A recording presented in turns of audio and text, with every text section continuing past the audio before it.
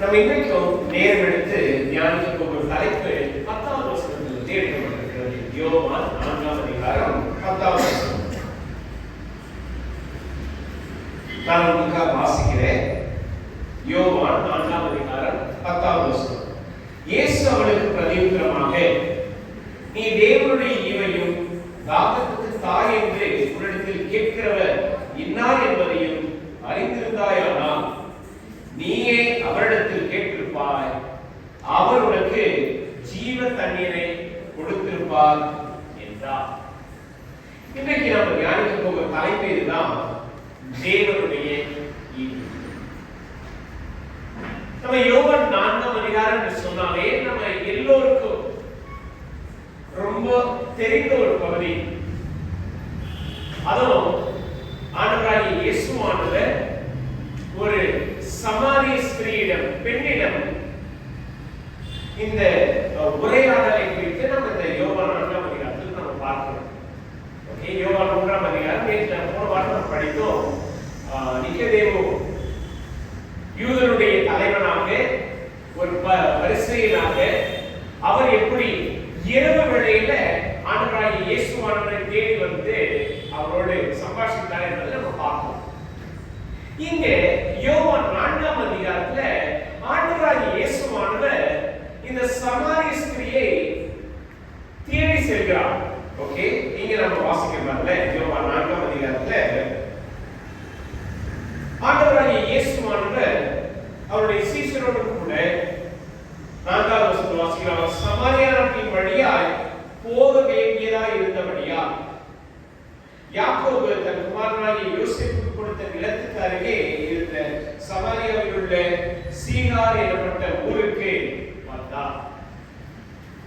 இங்கே ஆண்டவராகிய இயேசுவானவர் தன்னை தேடி வருபவர்களுக்கு ரட்சிப்பின் வார்த்தைகளை தருவது மாத்திரமல்ல, ஆண்டவராகிய இயேசுவானவர் தேடி சென்றும் ரட்சிப்பின் வார்த்தைகளை கொடுத்தார். இன்னைக்கு அதற்கு இதுதான் நம்ம நேரம் எடுத்து நம்ம ஞானிக்க போகிறோம். இந்த சமாரிய ஸ்திரியை குறித்து நமக்கு அனைவரும் தெரியும். ஓகே, யூதர்களும் சமாரியர்களும் எந்த ஒரு விதத்திலையும் ஐக்கியப்பட மாட்டாங்க. யூதர்கள் சமாரியர்களை கண்டாலே வெறுப்பார்கள். இவங்களுக்குள்ள நல்ல ஒரு உறவோ பந்தமோ ஐக்கியமோ கிடையாது. ஏன்னா யூதர்கள் எப்பொழுதுமே சமாரியர்களை ரொம்ப இழிவாக, என்ன சொல்ல போனா அவர்களை நாய் என்று சொல்லுவார்கள்.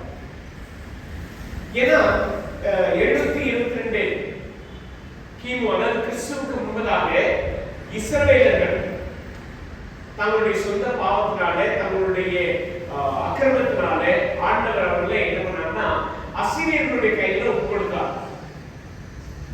அப்போ அசீரியர்கள் இஸ்ரவேல் மக்களை சிறைப்பிடித்து ஒரு சிலரை கொலை செய்தார்கள், ஒரு சிலரை என்ன பண்ணாங்கன்னா அவங்களுடைய தேசத்துக்கு கொண்டு போய் அங்கே அவர்கள் யூதர்களை திருமணம் செய்து கொண்டார்கள். அதே போல இஸ்ரவேல் மக்கள் அசீரியர்களை திருமணம் செய்து கொண்டு இப்படியாக சம்பந்தம் வளர்ந்தார்கள்.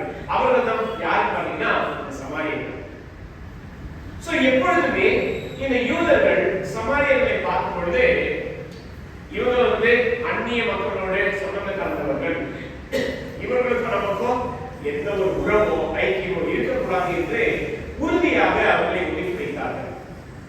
ஆனா இங்கே ஆண்டவராகிய இயேசுவானவர் என்ன பண்றாருன்னா கலிலேயாவுக்கு போகும்படி அவர் பிரயாணப்பட்டு போகிறார். அநேக வழிகள் இருக்கிறது கலிலேயாவுக்கு போவதற்கு. ஆனா ஆண்டவராகிய இயேசுவானவர் சமாரியா வழியாய் போக வேண்டும் என்று அவர் என்ன பண்றாருன்னா தீர்மானிக்கிறார். இங்கே நம்ம வாசிக்கிறோம் 4வது வசனத்துல, அவர் சமாரியா நாட்டின் வழியாய் போக வேண்டியதாய் இருந்தபடியா. இது ஆங்கிலத்தில் படிக்கும்போது ரொம்ப அழகான ஒரு வார்த்தை, இட் இஸ் நெசசரி. அதாவது மிகுந்த அவசியத்தோடு ஒரு ஆழமான தேவைக்காக ஆண்டவராகிய இயேசுவானவர் இந்த சமாரியா நாட்டின் வழியாக பிரயாணப்படுகிறார். பிரயாணப்படும் பொழுது என்ன நடந்தது? அவர் ரொம்ப டயர்ட் ஆயிடுறாரு, அவருக்கு பசி ஏற்படுகிறது, தாகமா இருக்கிறது. அப்போ மதியான வேளையில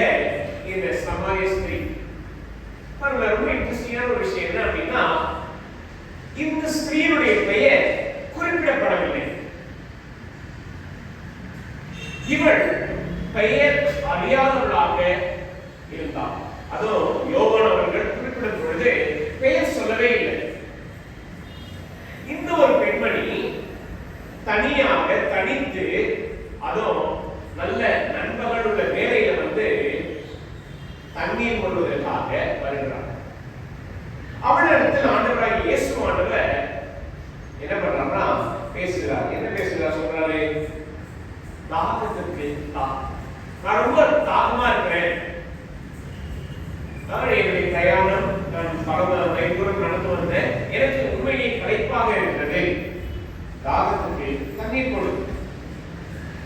இந்த சமாரி ஸ்திரீ தன்னோடு பேசுகிறவர் யார் என்பதை அறிந்து கொண்டார். ரொம்ப சிம்பிள்.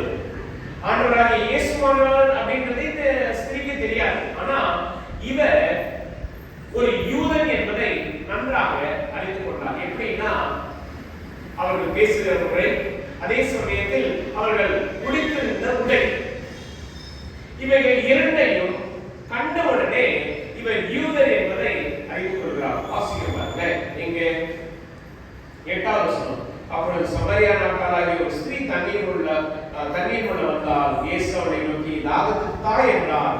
யூதர்கள் சமாரியருடனே சம்பந்த கலவாதவர்களானபடியால் சமாரிய ஸ்திரீ அவரை நோக்கி, நீ யூதனாய் இருக்க சமாரிய ஸ்திரீயாகிய என்னிடத்தில் தாகத்துக்கு தாய் என்று எப்படி கேட்கலாம் என்றார்.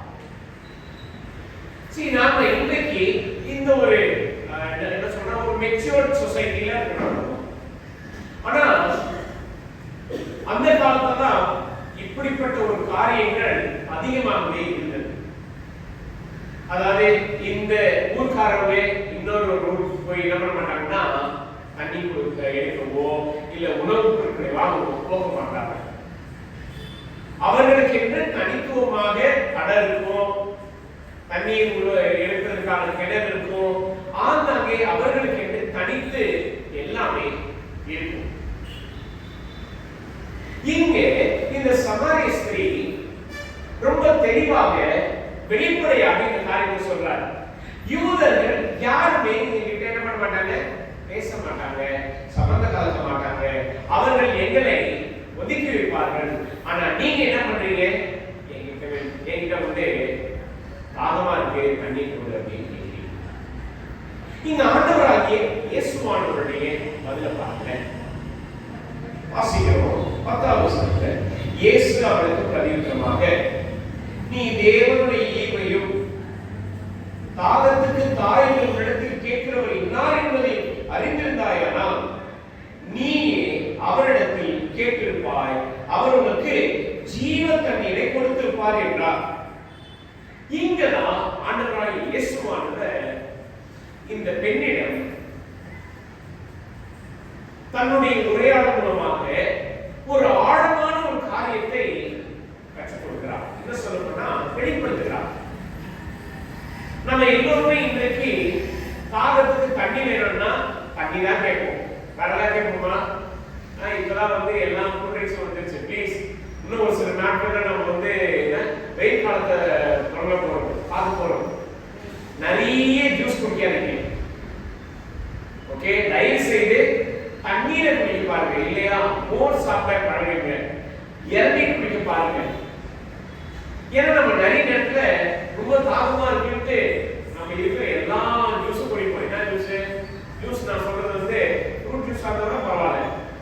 சவனப்பு, ஸ்ப்ரைட்டு, ஃபேண்டா, கோகோகோலா, அப்புறம் மாசா, மிராண்டா, அப்புறம் என்னென்னலாம் இருக்கு எல்லாத்தையும் வீட்டை அனுப்பி வச்சிருவோம். 10 ரூபா தானே, சின்ன பாட்டு ஒன்றும் ஆகாது. அதெல்லாம் நமக்கு தாகத்தை அடக்குமா? கண்டிப்பா கிடையவே கிடையாது. நாம ஆனாலும் நம்முடைய சிந்தனையினால் ஈர்க்கப்படுகிறோம். இங்கே இந்த பெண்மணி ஆண்டவராகிய இயேசுவானிடத்தில் இந்த காரியத்தை சொல்லும் பொழுது ஆண்டவராகிய இயேசுவானவர் இந்த சமாரிய ஸ்திரீயிடம் சாதாரணமாக சரீர பிரகாரமாக தாகத்தை கணிக்கும்படியான தண்ணீரை குறித்து பேசல, ஆவிக்குரிய என்ன சொல்லணும்னா அவங்களுடைய ஆத்மாவுக்கு தேவையான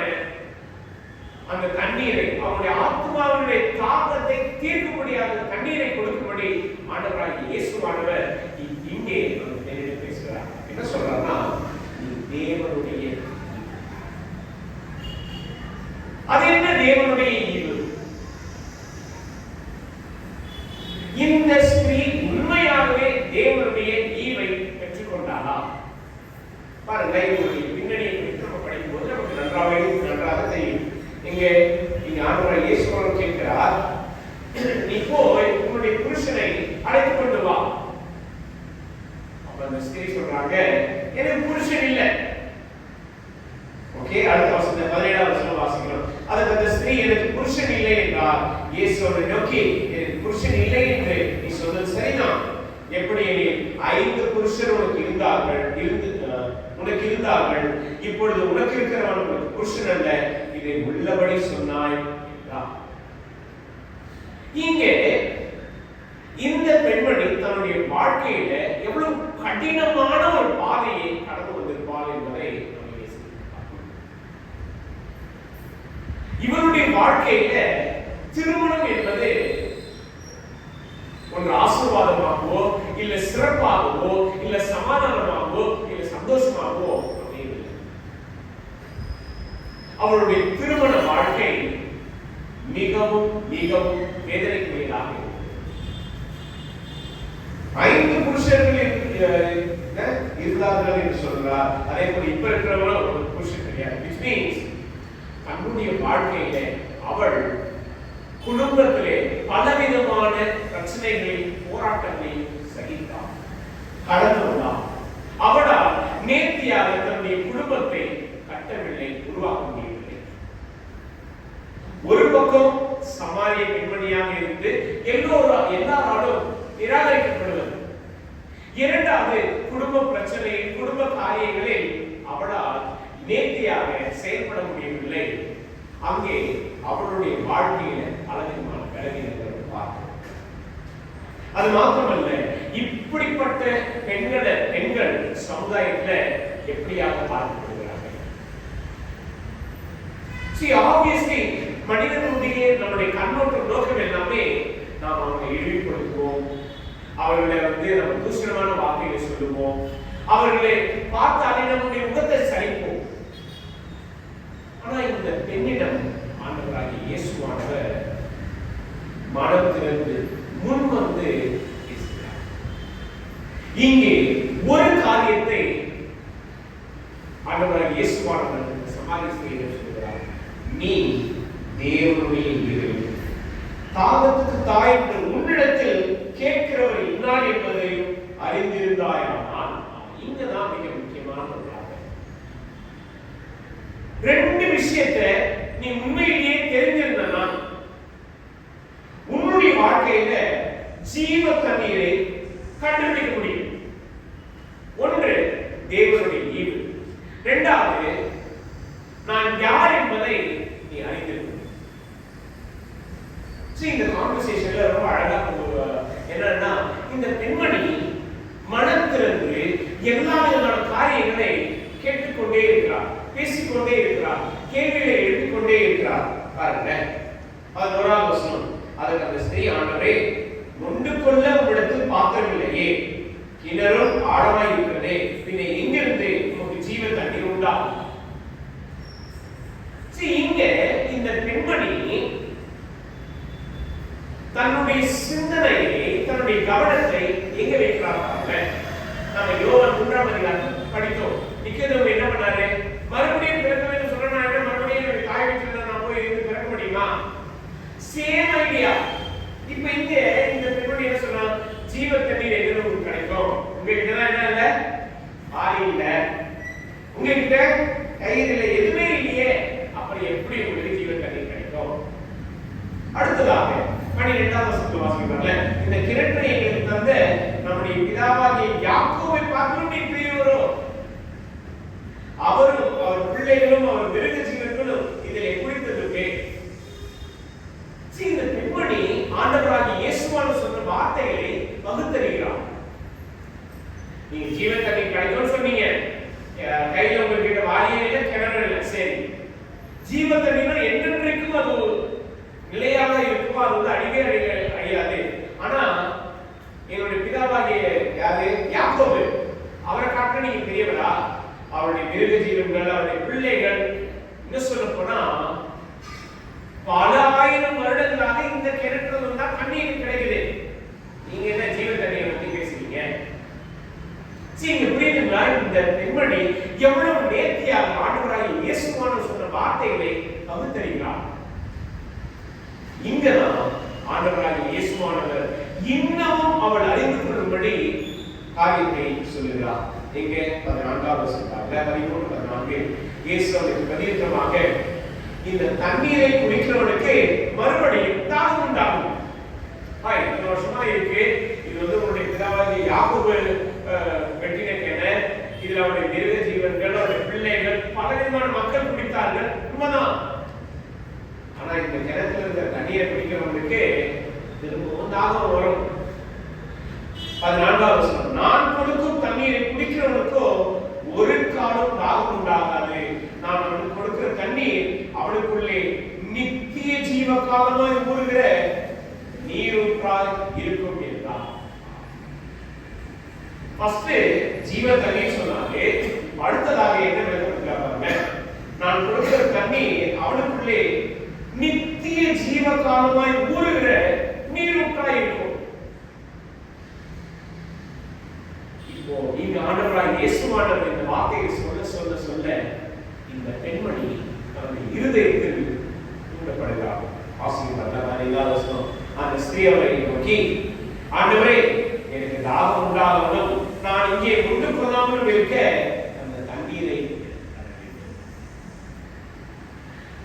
ஆரம்பத்துல கேள்வி கேட்ட இந்த ஸ்திரீ இப்போ ஆண்டவராகிய இயேசுவானவரிடத்தில் என்ன பண்றாங்கன்னா அன்பி கோரிக்கை வைக்கிறார். என்ன கோரிக்கை? ஆண்டவரே, நீங்க இந்த ஜீவ தண்ணீர் தரேன்னு சொல்றீங்களே, நீரூற்றா இருக்குன்னு சொல்றீங்களே, அதை நீங்க கொடுங்க ஆண்டவரே. நான் அப்ப இந்த இடத்துல வந்து தண்ணீர் பண்ண வேண்டிய அவசியம் இல்லை, ப்ளீஸ் சோம்பேறித்தனத்துக்காக சொல்லல. ஏன்னா இந்த ஒரு ஸ்திரீ தன்னுடைய ஜனத்தால், தன்னுடைய மக்களால் அநேக விதத்தில் கசப்பான வார்த்தைகளையும் இழிவான வார்த்தைகளையும் கேட்கிறார். இந்த காலத்துல நமக்கு வந்து தண்ணியை வந்து ரொம்ப சுலபமா இல்லை. எத்தனை பேர் வந்து கிணறுல வந்து தண்ணி நம்ம வந்து வீட்டுக்கு பயன்படுத்திருக்கீங்க? எத்தனை பேர்? Very good, super. நாங்க அம்பத்தூர்ல ஃபர்ஸ்ட் நாங்க இருக்கும்பொழுது கிணறுல தண்ணி போடுவோம், ரொம்ப ஜாலியா இருக்கும். அது ரொம்ப கிட்டத்தட்ட 100 அடி ஆழம். பக்கெட் போட்டு அந்த கயிறு இழுக்கிறது, மழைலாம் வந்துச்சுன்னா இன்னும் எங்களுக்கு கொண்டாட்டம் நிறைய இருக்கும். அப்படியே எடுத்து எடுத்து நாங்கள் என்ன பண்ணுவோம், தண்ணி எடுத்து வீட்டுக்கு யூஸ் பண்ணுவோம். சரி, அதான் இங்க ஆண்டவராகிய இயேசுவானவர் இந்த காரியங்களை சொல்லும் பொழுது இந்த பெண்மணி பணிவோடு மிகுந்த அக்கறையோடு என்ன பண்ணா தன்னை கோரிக்கை வைக்கிறார். அப்பதான் இயேசுவோட சொல்றாரு, ஓகே, நீ போ, ஒரு விஷயம் குடிப்பா. ஏன் இதை கேட்கணும்? சரி, இந்த பெண்மணி கேட்ட கேள்விகளுக்கு எல்லாம் கரெக்டா பேசிட்டே இருந்தாரு. இப்ப ஆண்டவராகிய இயேசுவானவர் அந்த பெண்ணிடம் கேட்ட ஒரு காரியம்னா, இப்போ ஒரு புருஷனை குடிப்பா. சிம்பிள், வேற எதுவுமே சொல்லல. நான் உனக்கு தரேன், நான் கண்டிப்பா நீ என்கிட்ட கேட்டுக்கல. என்ன சொன்னாரு? நீ என்கிட்ட கேட்டனா நான் கண்டிப்பா உனக்கு பதில் பண்ணேன். இப்போ அவர் கேட்கிறார். ஆண்டவராகிய இயேசுவானவர் என்ன சொல்றாருன்னா, இப்போ ஒரு புருஷனை குடிப்பா. இப்பொழுதுதான் இந்த பெண் தன்னுடைய ஆழமான மனதில் உள்ள காரியங்களை ஆண்டவராகிய இயேசுவானவரிடத்தில் வெளிப்படையாக சொல்கிறார். இவர் ஒரு யூதர். யூதர்கள் சமாரியர்களை என்ன பண்ண மாட்டாங்க, கண்டிப்பா மதிக்க மாட்டாங்க, இழிவா பேசுவாங்க, எல்லா விதத்திலும் அவர்களை நியாயம் தீர்ப்பார்கள். ஆனால் இங்கே இந்த சமாரிய ஸ்திரீ ஆண்டவராகிய இயேசுவானவரிடம் ஒரு யூதனாக இருந்தோம். இதுவரைக்கும் இந்த பெண்ணுக்கு தெரியாது இவர் தான் ஆண்டவராகிய இயேசுவானவர் என்று. ஆனால் யூதன் தெரியும். இவரிடம் தன்னுடைய வாழ்க்கையை குறித்து ஒரு ஸ்ட்ரேஞ்சர், நாம வந்து முகம் அறியாதவரிடமோ இல்ல நல்ல பழக்கம் இல்லாதவரிடமோ நம்முடைய சொந்த வாழ்க்கையுடைய பிரச்சனைகளை என்ன பண்ண மாட்டோம், சொல்லவே மாட்டோம். ஆனா இங்க இந்த பெண்மணி தன்னுடைய மனத்திலிருந்து ஆண்டவராகிய இயேசுவானவரிடம் சொல்றார், ஆமா நீ உண்மையை சொன்னா நல்லது. ஏன்னா உங்களுக்கு 5 பேர் இருந்தாங்க, இப்போ கூட இருக்கிறவங்க இல்லை அப்படின்னு. இந்த பெண்மணி ஆண்டவராகிய இயேசுவானவரை யூதனாக பார்த்திருந்த அந்த சிந்தனைகளுக்கு எங்க மாறுகிறார் என்றால் 19வது வசனம், அப்பொழுது அந்த ஸ்திரீ அவரை நோக்கி, ஆண்டவரே, நீ தீர்க்கதரிசி என்று காண்கிறேன். ஃபர்ஸ்ட் யூதன் சொன்னான், இப்போ இரண்டாவது தீர்க்கதரிசி சொல்லலாம். ஏன்னா தன்னுடைய வாழ்க்கையை குறித்து அவர் என்ன பண்ணிட்டாரு, புரிஞ்சுக்கிட்டாரு. அவரே சொல்லிட்டாரு, நீ தீர்க்கதரிசியா இருக்கும். இங்கே ஆண்டவராகிய இயேசுவானவர் தொடர்ந்து நம்ம படிக்கிறோம்ல, 20வது வசனம், எங்கள் பிதாக்கள் இந்த மலையிலே தொழுது கொண்டு வந்தார்கள், நீங்கள் எருசலேமில் இருக்கிற ஸ்தலத்திலே தொழுது கொள்ள வேண்டும் என்கிறீர்களே என்றார். இந்த கான்வர்சேஷனை நீங்க நம்ம கவனமா படித்தோம் என்றால், இப்போ இந்த பெண்மணி நைஸா சைட் ட்ராக் எடுத்துட்டாங்க. இயேசுவானவர் சொல்லிட்டாங்க, என்ன எனக்கு புருஷன் கிடையாது, ஆமா நீ உள்ளபடி சொன்னாய், உடனே நீ தீர்க்கதரிசி தானே அப்படின்னு சொன்ன உடனே அடுத்தபடியாக இயேசுவானவர் பேசவில்லை. அடுத்தபடியாக என்ன பண்ணிட்டாங்கன்னா ஆராதனை குறித்து சொல்றார். நாங்கெல்லாம் நீங்கெல்லாம் இந்த இடத்துல தொழுகிறீங்க, நாங்கெல்லாம் இந்த இடத்துல தொழுகிறோம். இங்க இயேசுவானவருடைய பதில், ஓகே நீ தீர்க்கதரிசி சொல்ற, அதே போல ஆராதனை குறித்து பேசுற, ஓகே ஃபைன். 23வது வசனம் வாசிக்கிறோம். 21 அது கேஸ் ஸ்திரீயே, நான் சொல்லுகிறதை நம்பு. நீங்கள் இந்த மலையிலும் எருசலேமிலும் மாத்திரமல்ல, எங்கும் பிதாவை தொழுது கொள்ளும் காலம் வருகிறது. நீங்கள் அறியாததை தொழுது கொள்கிறீர்கள், நாங்கள் அறிந்திருக்கிறதை தொழுது கொள்கிறோம். ஏனென்றால் ரட்சிப்பு யூதர்கள் வழியாய் வருகிறது. உண்மையாக தொழுது கொள்கிறவர்கள் பிதாவை ஆவியோடு உண்மையோடு தொழுது கொள்ளும் காலம் வரும், அது இப்பொழுதே வந்திருக்கிறது. தம்மை தொழுது கொள்கிறவர்கள் இப்படிப்பட்டவர்களாய் இருக்கும்படி பிதாவானவர் விரும்புகிறார். தேவன் ஆவியாய் இருக்கிறார், அவரை தொழுது கொள்கிறவர்கள் ஆவியோடும் உண்மையோடும் அவரை தொழுது கொள்ள வேண்டும் என்றார். இந்த ஆண்டவராகிய இயேசுவானவர் இந்த பெண்ணுடைய வார்த்தைகளை கேட்கும் பொழுது அவர் என்ன விளக்கப்படுத்தினார்? இந்த சமாரியர்களும் என்ன பண்றாங்கன்னா கர்த்தரை தொழுது கொள்கிறார்கள். ஓகே, அவங்களுடைய ஸ்தலத்துல, ஏன்னா அவங்க எருசலேம்ல போய் தொழுது கொள்வதற்கான அனுமதி கிடையாது. அவங்க எரிசி மலையிலே தொழுது கொள்ளும்படியாக அவர்கள் அந்த இடத்துல என்ன பண்ணியிருக்காங்கன்னா ஆராதனை முறைகளை ஏற்படுத்தியிருக்கிறார்கள். இங்க மட்டும் தான் தொழுது கொள்ளணும், இங்க மட்டும் தான் நீங்கள் கர்த்தரை ஆராதிக்கணும். ஆனா யாருக்காக இயேசுவை சொல்லும்போது இனி பிதாவை எங்கும் தொழுது கொள்ளும் காலம் வரும். எப்படி தொழுது கொள்ளணும்னா ஆசிரியர் ஆவியோடு. இங்க ரெண்டு காரியத்தை ஆண்டவராகிய இயேசுவானவர் இந்த சமாரிய ஸ்திரீயிடம் வெளிப்படுத்துகிறார். ஒன்று ஆவியோடு, இரண்டாவது உண்மையோடு. இங்கதான் ஆண்டவராகிய இயேசுவானுடைய வார்த்தைகள் இந்த பெண்ணுடைய இருதயத்தில் கிரியை செய்ய தொடங்குகிறது. இதுவரைக்கும் எல்லாரும் இடத்தான் மையப்படுத்தினாங்க. இந்த இடத்துல இருந்து ஆராதிக்கணும், இந்த இடத்துல இருந்து தான் நம்ம தொழில் கொள்ளணும், ஆவியோடு தொழில் கொள்ள வேண்டும் என்று சொல்றாங்க. இரண்டாவது உண்மைத்துவம். ஏற்கனவே சொல்லிட்டாங்க, ஓகே எனக்கு 5 புருஷர்கள் இருந்தாங்க, இப்ப இருக்கிற எப்படி இல்லை, இப்ப என்ன பத்தி தெரிஞ்சு வச்சிருக்கிறாரு, நான் இதை மறைக்கவும் முடியாது, என்னுடைய உள்ளான ஆழமான பாவங்களையோ அக்கிரமங்களையோ நான் என்ன பண்ண முடியாது, மறைத்து கொண்டு கர்த்தரை ஆராதிக்க முடியாது, உண்மையோடு ஆராதிக்கணும்னு சொல்றாரு. இப்படிப்பட்ட ஆழமான காரியங்களை தீர்க்கதரிசியால் கற்றுக் முடியாது. 25வது சொன்னாங்க, அந்த ஸ்திரீ அவரை நோக்கி, கிறிஸ்து எனப்படுகிற மேசியா வருகிறார் என்று அறிவேன், அவர் வரும்போது எல்லாவற்றையும் நமக்கு அறிவிப்பார் என்றார். இந்த பெண்களுடைய புரிந்துணர்வு பாருங்க. ஃபர்ஸ்ட் ஆண்டவராகிய இயேசுவை பார்க்கும்போது ஒரு யூதன், அதுக்கு பிற்பாடு தீர்க்கதரிசி, மூன்றாவது கிறிஸ்து எனப்படுகிற மேசியா வருவார், அவர் எங்களுக்கு இதெல்லாம் சொல்லிக் கொடுப்பாரு. இங்கே ஆண்டவராகிய இயேசுவானவர் இந்த ஸ்திரீயிடம் தன்னை இங்கே முழுமையாக வெளிப்படுத்துகிறார். நீ பேசிட்டு இருக்கிறது யாரும் உங்களால் புரிந்து கொள்ள முடியுமா? நீ இந்த வேளையில சம்பாஷித்துக் கொண்டிருக்கிறாயே, நான் உனக்கு உள்ளாக நிற்கிறவர் யார் என்பதை உங்களால் அறிந்து கொள்ள முடியுமா? இந்த கான்வர்சேஷன் எல்லாமே அரசியல் எங்க வந்து முடிவடைகிறது என்றால், ஆண்டவராகிய இயேசு சொல்றாரு, உன்னுடனே பேசுகிற நானே. இந்த சமாரிய ஸ்திரீயிடம் ஆண்டவராகிய இயேசு நேரடியாக சொல்லிடலாம், நான் தான் பேசிய கனி கொடு. Very simple.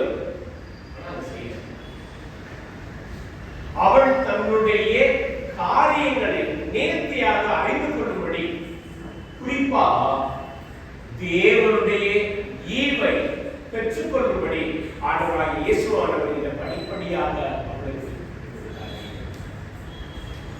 யோசிப்பாருங்க. யோவான் 3ஆம் அதிகாரத்துல ஆண்டவராகிய இயேசுவானவர் நிக்கோதேமுவிட பேசும்பொழுது மறுபடியும் பிறக்க வேண்டும், அப்புறம் அன்பை குறித்து பேசினார். நிக்கோதேமு யூத தலைவன், பரிசேயன், இத்தனைக்கும் வேத நியாயப்பிரமாண காரியங்களை நன்றாக கற்றறிந்தவன். ஆண்டவராகிய இயேசுவானவர் குறித்து சொல்லும்போது என்ன சொன்னார்? 3ஆம் அதிகாரத்தில் பாருங்க, 2ஆம் வசனம். அவர் ராக்காலத்தில் இயேசுவிடத்தில் வந்து, நவீனி தேவனிடத்தில் வந்த போதகர் என்று அறிந்திருக்கிறோம். ஏனெனில் ஒருவனும் தன்னுடனே தேவன் இல்லாவிட்டால் நீ செய்ய இப்படிப்பட்ட அற்புதங்களை செய்ய மாட்டான். 2 காரியத்தை தான் சொல்றாரு. ஒன்று, நீங்க போதகர். 2வது, நீங்க அற்புதம் செய்கிறவர். ஆனா இந்த பெண்மணியினுடைய அவர் தீர்க்கதரிசியா கேட்கிறார். 2வது காரியமாக கிறிஸ்தியனுடைய மேசியா வருவார் என்று அறிவேன். மேசியாவை குறித்தான அந்த சிந்தனையும் அறிவையும் அவர் பெற்றிருந்தார். நிக்கோதேமு பரிசேயனாய் இருந்தோம், வேத அறிவை பெற்றிருந்தோம். ஆண்டவராகிய இயேசுவானவர் விளக்கப்படுத்த இந்த ஒரு ஆழமான ஒரு காரியத்தை ஆனா இந்த சமாரிய பெண் கர்த்தராகிய இயேசுவானவர் அவரோடு பேச விளக்கப்படுத்த கிறிஸ்து எங்கள் மேசியாவை குறித்தான நம்பிக்கையை காண்பிக்கிறார். அப்ப ஆண்டவராகிய இயேசுவானவர் சொன்னாரு, உன்னுடனே பேசுகிற நானே. ஆச்சரியம் அடைகிறார், வியந்து போகிறார். மேசியா என்னோடு பேசினாரா? என்னிடத்தில் இவ்வளவு காரியங்களை குறித்து உரையாடினாரா? வியந்து போய் என்ன செய்யறான்னா, தன்னுடைய மக்களிடம் சென்று அங்க இருக்கிற ஒவ்வொருவரிடமும் அவர் வந்து பாருங்க, வாசிக்க பாருங்க 28வது வசனம். அப்பொழுது அந்த ஸ்திரீ தன் குடத்தை வைத்து விட்டு ஊருக்குள்ளே போய் ஜனங்களை நோக்கி, நான் செய்த எல்லாவற்றையும் ஒரு மனுஷன் எனக்கு சொன்னால் அவரை வந்து பாருங்கள், அவர் கிறிஸ்துதானோ என்றார். இங்கே இந்த பெண்மணி தன்னுடைய வாழ்க்கையில உன்னதமான பரிசை, தேவனுடைய ஈவை பெற்றுக்கொண்டார். என்ன ஈவு? இங்க நம்ம வாசிக்கிறாங்க. ஆண்டவராகிய இயேசுவானவர் இந்த சமாரிய பெண்ணிடம் பேசும்பொழுது மிகுந்த இரக்கத்தோடு, மிகுந்த தயவோடு, மிகுந்த அன்போடு பேசினார். அவளை குற்றப்படுத்தல, அவளை நியாயம் தீர்க்கல, அவளுடைய நிலையை அறிந்திருந்தும் அவளை குறித்து எந்த ஒரு தகாத வார்த்தையும் பேசல. மாறாக அவர் அன்பையும் இரக்கத்தையும் பணிவையும் வெளிப்படுத்தினார். 2வது காரியம் என்ன பார்த்தீங்கன்னா, இங்கே இந்த பெண்மணி ஆவிக்குரிய காரியங்களை குறித்து ஆண்டவராகிய இயேசுவிடத்தில் பேசுகிறார். அந்த காலத்துல ஆண்களோடு என்ன சொல்ல போனா மத தலைவர்களோடு, கல்விமான்களோடு தான் ஆவிக்குரிய காரியங்களை கலந்துரையாடுவார்கள். ஒரு ஸ்திரீயோடு யாரும் பேச மாட்டாங்க ஆவிக்குரிய காரியங்கள். ஆனா இந்த ஆண்டவராகிய இயேசுவானவர் ஒரு ஸ்திரீயோடு ஆவிக்குரிய காரியங்களை குறித்து பேசுகிறார். ஜீவ தண்ணீரை கொடுப்ப கொடுப்பேன் என்று சொல்கிறார். அதுவும் நித்திய ஜீவ காலமாய் ஊறுகிற நீரூற்றை குறித்து அவர் பேசுகிறார்.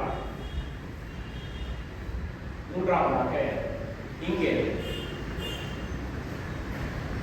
ஆவியோடு உண்மையோடு தொழுது கொள்ள வேண்டும் என்று சொல்லும் பொழுது ஆண்டவராகிய இயேசுவானவர் கர்த்தரை ஆராதிப்பதில் என்ன சொல்றேன்னா, எங்கும் தொழுது கொள்ளும் காலத்துல எனக்கும் ஒரு இடம் உண்டு, எனக்கும் அதிலே பங்கு உண்டு என்பதை ஆண்டவராகிய இயேசுவானவர் அந்த ஸ்திரீக்கு எல்லாவற்றுக்கும் மேலாக நேரடியாக ஆண்டவராகிய இயேசுவானுடைய வார்த்தையை கேட்டு அவள் இவர்தான் கிறிஸ்து என்று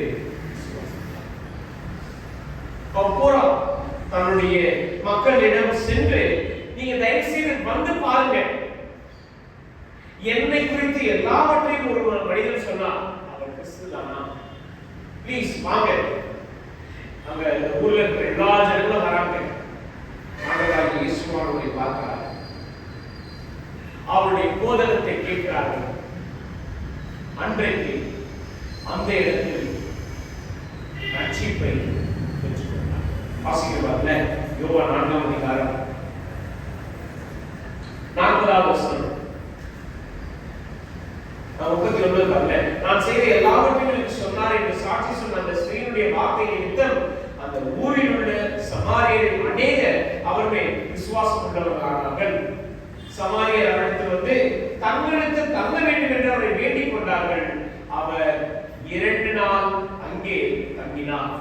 அப்பொழுது அவருடைய உபதேசத்தின் நிமித்தம் இன்னும் அநேகம் பேர் விசுவாசித்து அந்த ஸ்திரீயை நோக்கி, நீங்க பாருங்க, இதுவரைக்கும் அந்த கிராமத்திலே அந்த பட்டணத்துல அந்த ஊர்ல இருக்கிற மக்கள் அந்த பெண்மணியிடம் பேசவோ இல்ல கலந்துரையாடவோ இல்ல காரியங்களை விவாதிக்கவோ வெளிப்படுத்தவோ கிடையாது. ஆனா இப்ப என்ன பண்றாங்கன்னா, அந்த பெண்ணிடம் பேசுகிறார்கள். என்ன சொல்றாங்க வாசிக்கவார்ல 42. அந்த ஸ்திரீயை நோக்கி, உன் சொல்லி நிமித்தம் அல்ல, அவருடைய உபதேசத்தை நாங்கள் கேட்டு அவன் மெய்யாய் கிறிஸ்துவாகிய உலக ரட்சகர் என்று அறிந்து விசுவாசிக்கிறோம். இது எவ்வளவு அற்புதமான ஒரு வார்த்தை. நாம சீஷர்கள் மத்தியில் ஆண்டவராகிய இயேசுவானவர் குறிப்பா 3 பேரை கூட்டிட்டு போற. யாரு? பேதுரு, யோவான், யாக்கோபு. அவர் மறுரூபமாகிறார். அதுக்கப்புறம் வந்து மக்கள் எல்லாம் என்னை குறித்து யாருக்கு சொல்லுகிறார்கள், ஒவ்வொருத்தரும் ஒன்று சொல்றாங்க. பேதுரு என்ன சொல்றாரு? நீ தேவனுடைய குமாரனாகிய கிறிஸ்து என்று சொல்லுகிறார். உடனே ஆண்டவர் இயேசு என்ன சொல்றாரு? மாம்சமும் ரத்தமும் இது என்ன பண்ணவனுக்கு வெளிப்படுத்தல, என் பிதாவானவனுக்கு வெளிப்படுத்தினான். இங்கே ஆண்டவராகிய இயேசுவினுடைய வார்த்தையை கேட்டவர்கள் யூதர்களால் புறக்கணிக்கப்பட்டவர்கள், அவமதிக்கப்பட்டவர்கள், ஒதுக்கி வைக்கப்பட்டவர்கள். இந்த ஜனங்கள் ஆண்டவராகிய இயேசுவானவர் யார் என்பதை என்ன சொல்றாரு பாருங்க. அவர் மெய்யாய் கிறிஸ்துவாகிய உலக ரட்சகர் என்று அறிந்து, இந்த ஒரு ஸ்திரீ மூலமாக, ஒரு பெண் மூலமாக அந்த பட்டணத்தில் இருக்கிற அநேகர் ஆண்டவராகிய இயேசுவானவரை விசுவாசித்தார்கள், ஏற்றுக்கொண்டார்கள். எனக்கு அருமையானவர்களே, இன்றைக்கும் நாம தேவனுடைய ஈவை பெற்றிருக்கிறோம். தேவனுடைய அற்புதமான கிருபையை நாம் பெற்றிருக்கிறோம். இந்த சமாரிய ஸ்திரீ பெற்றுக்கொண்ட அந்த உன்னதமான ரட்சிப்பை நாம ஒவ்வொருத்தரும் பெற்றிருக்கிறோம். ஆனா இன்றைக்கும் இந்த ஸ்திரீ செய்த செயலை நாம செய்வதற்கு அவள் ஆண்டவராகிய இயேசுவானவர் குறித்து ரொம்ப பெருசாக பேசல.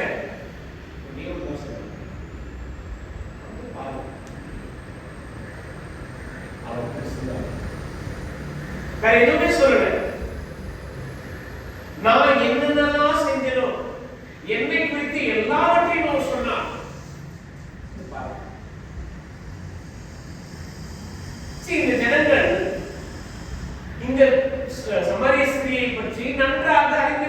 தெரியும்.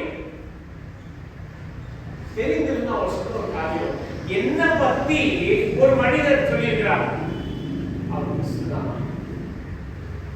ப்ளீஸ் வந்து பாருங்க. அந்த பட்டணத்தில் இருக்கிறவங்க எல்லாருமே போய் இயேசுவை சந்திக்கிறாங்க, அவருடைய உபதேசத்தை கேட்கிறாங்க.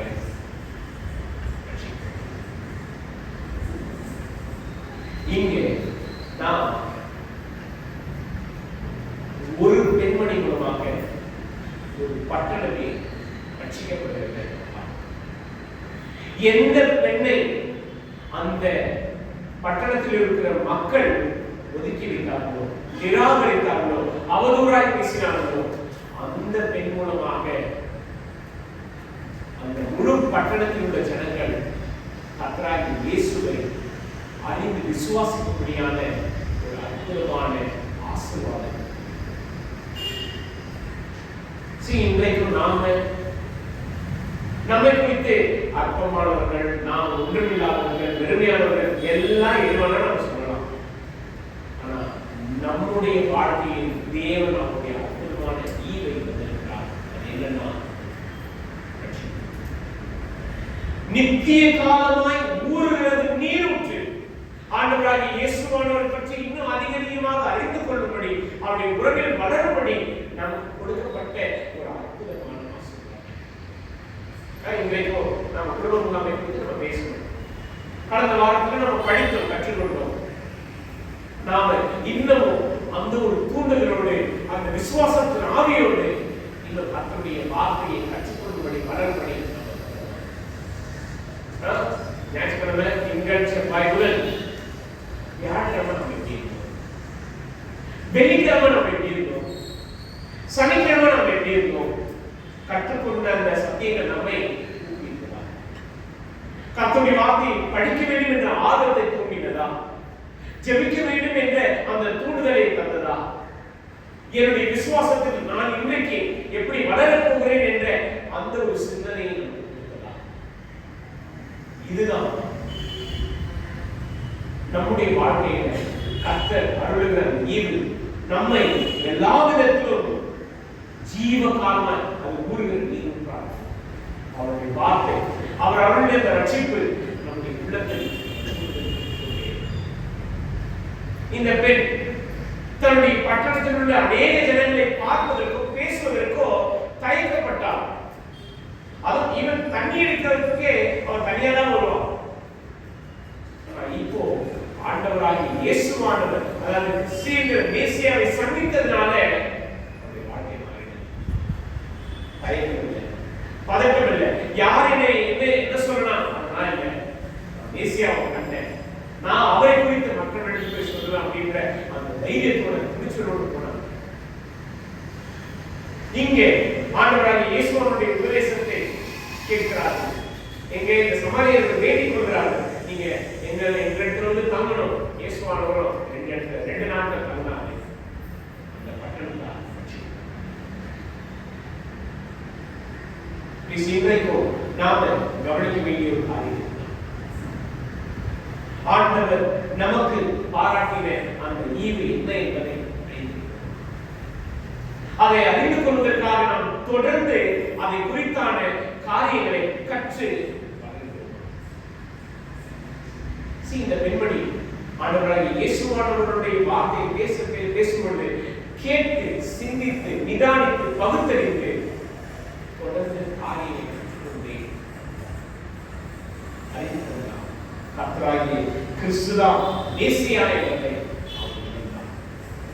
இன்றைக்கும் ஆண்டவர் நமக்கு அருளின அந்த ஈவு உண்மையாகவே அவரை குறித்து ஆழமாக அறிந்து கொள்ளும்படி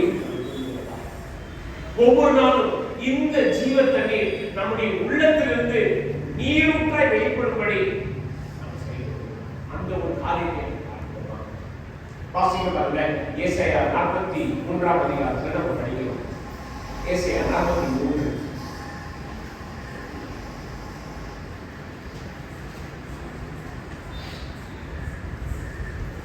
19ஆம் வசனம் 20ஆம் வசனம். இதோ நான் புதிய காரியத்தை செய்கிறேன், இப்பொழுதே அது தோன்றும், நீங்கள் அதை அறியீர்களா? நான் வனாந்திரத்திலே வழியையும் அவாந்திர வழியிலே ஆறுகளையும் உண்டாக்குவேன். நான் தெரிந்து கொண்ட என் ஜனத்தின் தாகத்துக்கு வனாந்திரத்திலே தண்ணீர்களையும் அவாந்திர வழியிலே ஆறுகளையும் உண்டாக்குவதினால் காட்டு மிருகங்களும் வலு சர்ப்பங்களும் கோட்டான் குஞ்சுகளும் என்னை. இங்கே ஆண்டவர் வனாந்திரத்துல அவாந்திர வழியிலே நாம் தெரிந்து கொண்ட ஜனத்துக்கு என்ன பண்றாருன்னா அவருடைய தாகத்துக்கு தண்ணீரை. இங்கே ஆண்டவராக இயேசுவானவர் சமாரியா நாட்டின் வழியை போக வேண்டியதாக இருந்தது என்று இது உண்மையாகவே ஆண்டவர் தீர்மானித்த அவருடைய அநாதி சித்தத்தின்படி திட்டத்தின்படி ஆண்டவராக இயேசுவானவர் அந்த இடத்துக்கு சென்றார். கர்த்தருடைய திட்டத்தின்படி, அது குறிப்பா இந்த வார்த்தையின்படி அவர் செயல்படுத்தினார். அது நம்ம 41 வாசிக்கலாம். ஏசாயா 41 17 வசனம். 41:17. சிறுமையும் எளிமையுமானவர்கள் தண்ணீரை தேடி அது கிடையாமல் அவர் நாம் தாகத்தால் வருடும் பொழுது கர்த்தராகிய நான் அவர்களுக்கு செவி கொடுத்து இஸ்ரவேலின் தேவனாகிய நான் அவர்களை கைவிடாதிருப்பேன். உயர்ந்த மேடுகளில் ஆறுகளையும் பள்ளத்தாக்குகளின் நடுவே ஊற்றுகளையும் திறந்து வனாந்தரத்தை தண்ணீர் தடாகவும் வறண்ட பூமியை நீக்கி நீருமாக்கி அவாந்தரத்திலே கேது மரங்களையும் சீத்தி மரங்களையும் மருது மர செடிகளையும் ஒளிவு மரங்களையும் நட்டு அவாந்தரங்களிலே தேவதார விருட்சங்களையும் பாய்மர விருட்சங்களையும் குண்டை மரங்களையும் உண்டு பண்ணுவேன். கர்த்தருடைய கரம் அதை செய்தது என்றும் இஸ்ரவேலின் பரிசுத்தர் அதை படைத்தார் என்றும் யாவரும் கண்டு உணர்ந்து சிந்தித்து அறிவார். இதெல்லாம் அந்த சமாரியாவில் உள்ள மக்கள் அந்த ஒரு பெண்ணுடைய வாழ்க்கையில கிடைக்கப்பட்ட அந்த ரட்சிப்பினால அவர்கள் கண்டார்கள், உணர்ந்தார்கள், சிந்தித்தார்கள், அறிந்து கொண்டார்கள். இவர்தான் மேசியா, இவர்தான் கிறிஸ்துவாகிய அவரது கிறிஸ்து, இவர்தான் உலக ரட்சகர் என்பதை அந்த மக்கள் அறிந்திருக்கிறார்கள். ஆண்டவர் நமக்கும் அவருடைய உன்னதமான ஈவை தந்திருக்கிறார், ரட்சிப்பை அருளி செய்திருக்கிறார், அவருடைய வார்த்தையை நமக்கு தந்திருக்கிறார். நம்முடைய பங்கு என்ன? நாம் அவரை பற்றி அறிவிக்கிறவர்களாக இருக்கிறோமா? அனுதினமும் அந்த ஜீவ தண்ணீர் நம்முடைய வாழ்க்கையில் நீருக்காக வெளிப்படுகிறதா? நமக்கு மாத்திரமல்ல, மற்றவர்களுடைய வாழ்க்கையுடைய தாக்கத்தை நாம் பூர்த்தி செய்யும்படி அந்த ரட்சிப்பின் வார்த்தையிலே இந்த பெண்மணி அப்படிப்பட்ட ஒரு சாட்சியாக இருக்கிறார்.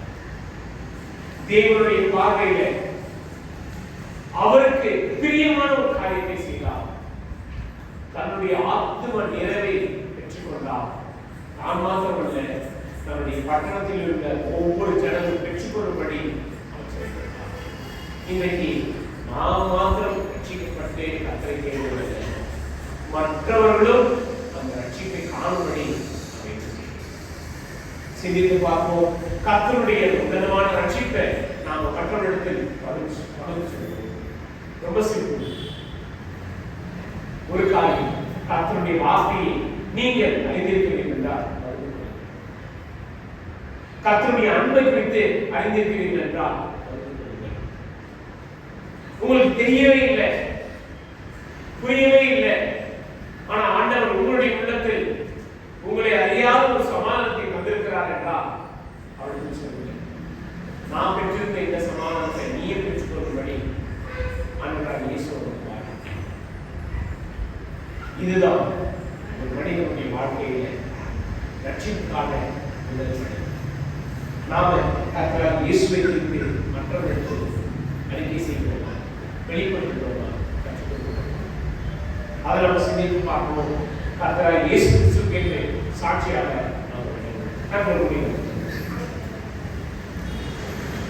எங்கள் கிருபையில நல்ல ஆண்டவரே, கரிமா நன்றி சொல்கிறோம். இன்றைக்கும் நாங்கள் இந்த வேத வாக்கிலிருந்து கற்றுக்கொள்ள சத்தியத்துக்காக நன்றி சொல்கிறோம். குறிப்பாக இந்த சமாரியேசு தன்னுடைய வாழ்க்கையிலே தேவனுடைய ஈவையும் ஆண்டவரே தன்னுடைய இருதயத்தில் அந்த ஜீவ தண்ணீர் உருகிற அந்த நீரூற்றை பெற்றுக் கொண்டார். அவனமாக இன்றைக்கும் நாங்கள் கர்த்தராகிய இயேசு கிறிஸ்துவின் உபதேசத்தினால் அவருடைய மிகுந்த அன்பினால் அவருடைய ஈவையும் அவருடைய ரட்சிப்பையும் பெற்றிருக்கிறோம். அதை நாங்கள் மற்றவர்களுக்கு பகிர்ந்து சொல்ல, ஆண்டவரை மற்றவர்களுக்கு எடுத்து சொல்ல அப்படிப்பட்ட இருதயத்தை மாற்றியிருக்கிறார். ஆண்டவரை எங்களுடைய விசுவாசம் தொடர்ந்து வளரக்கூடியதாக, ஆண்டவரை எங்களுடைய விசுவாசம் தொடர்ந்து சாட்சியுள்ள ஒரு விசுவாசமாக விளங்கும்படி நீங்க எடுத்து பயன்படுத்தும். இயேசு கிறிஸ்து மூலம் ஜெபிக்கிறோம்.